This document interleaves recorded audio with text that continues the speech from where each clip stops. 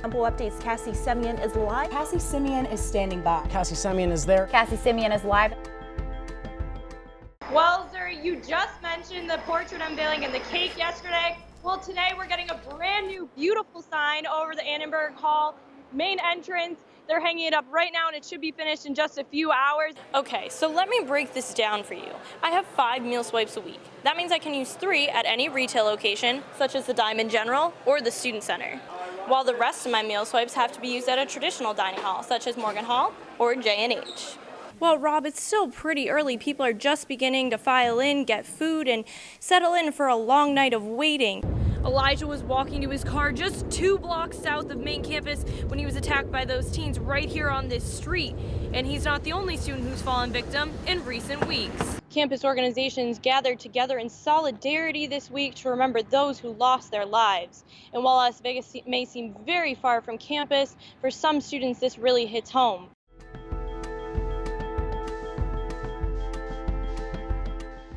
We take you back live now to the Capitol building in Harrisburg, where Cassie Semyon is standing by. She spoke to both sides of the aisle about what this political gridlock means for us here on campus. Cassie? Hannah, this isn't the first time that Temple has had to face the prospect of losing its state funding. Just 2 years ago, the state went 8 months without funding their in-state institutions. But Temple officials say it feels different this time, and lawmakers here are concerned for the future of higher education.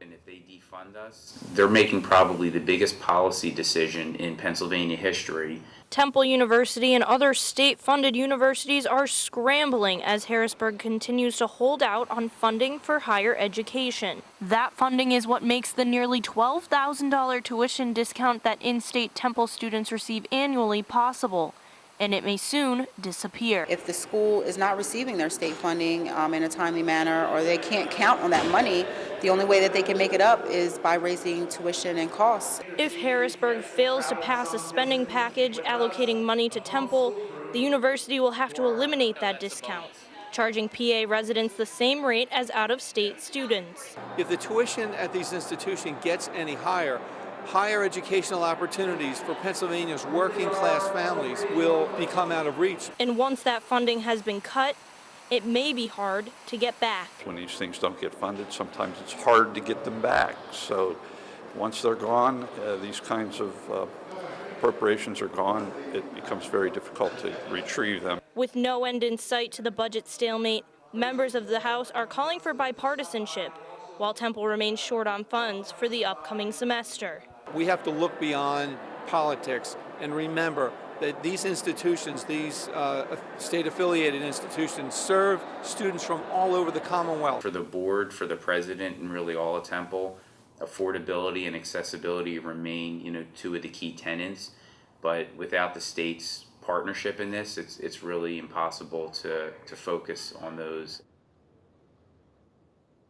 Now, House Republicans are working on a funding budget, but it would include higher education, but they won't vote on that until at least next week. And if that vote doesn't come then, that only leaves 3 scheduled session days in November before Temple releases their bills for the spring. Now, in-state students could see a hike in their bills starting next semester should those allocations not be given to Temple. Reporting live from the Capitol for Temple Update, I'm Cassie Semyon.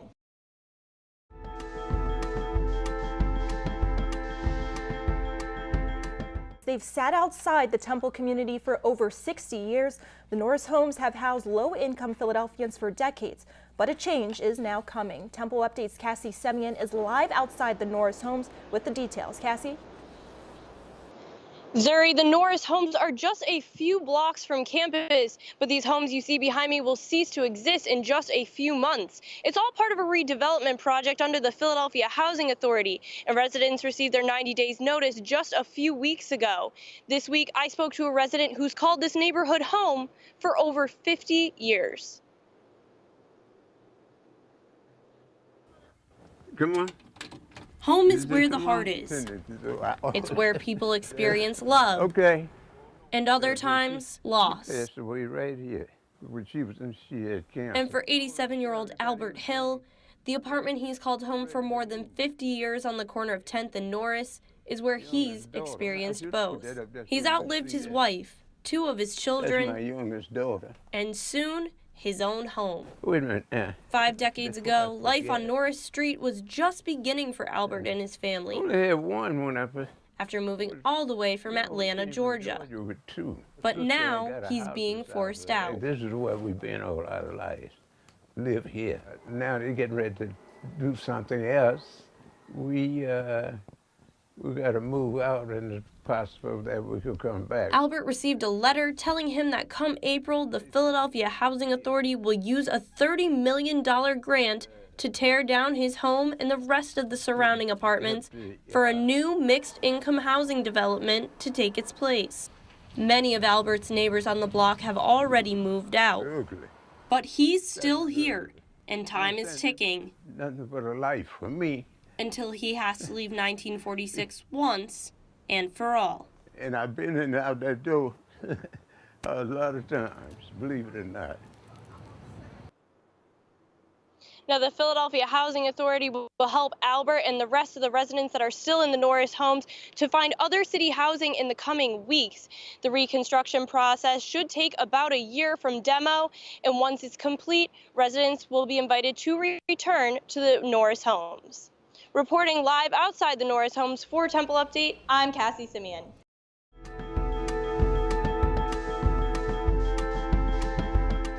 First was on 12th in Oxford last Tuesday, the second on 15th in Masters just the day before. Our own Cassie Semyon has some details right now and files this report.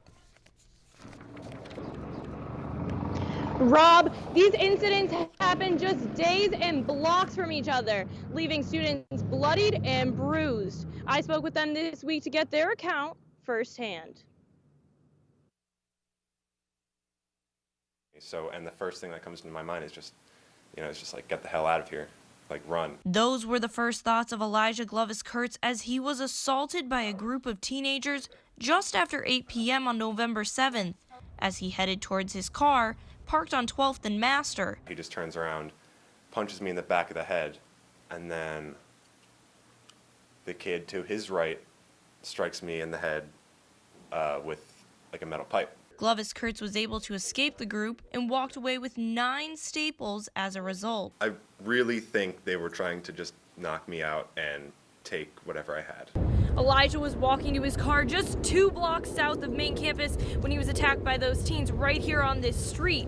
And he's not the only student who's fallen victim in recent weeks. As they started throwing punches, it all went from 0 to 100 in 10 seconds. Colin Field and 4 of his friends were attacked after leaving a party on 15th and Master on November 4th. Field did not sustain injuries himself, but his friend wasn't so lucky. They started to beat him pretty bad. He got a black eye.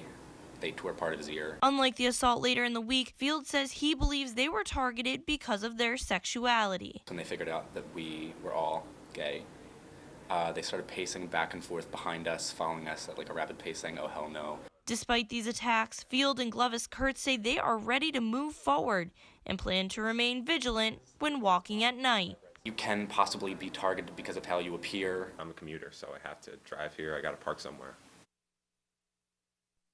Now, Executive Director of Campus Safety Charles Leone tells me that these 2 incidents are unrelated and that they do have a person of interest in that first incident on 12th and Oxford. Now, they will continue to investigate those, both Temple and Philadelphia police, as these assault investigations are ongoing. Reporting live from Oxford for Temple Update, I'm Cassie Semyon.